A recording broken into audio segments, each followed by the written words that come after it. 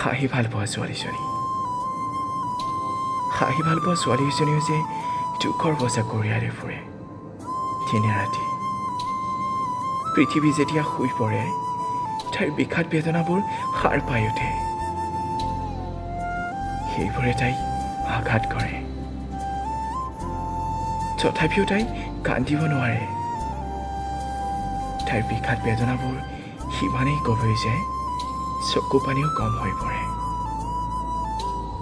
সেইবাবে তাই হাঁহিয়েই থাকে। সকলোৱে তাইক হাঁহি ভাল পোৱা ছোৱালীজনী বুলিয়েই জানে। কোনেও তাইৰ অন্তৰৰ কথা বুজিব নোৱাৰে, হয়তো তাই বুজিবলৈ নিদিয়ে। কাৰণ তাই ভালদৰে জানে যান্ত্ৰিকতা আৰু ব্যস্ততাৰে ভৰা পৃথিৱীখনত সুখ দুখৰ সমভাগী হ'বলৈ যে কোনেও নাহে। সেইবাবে তাই হাঁহিয়েই থাকে।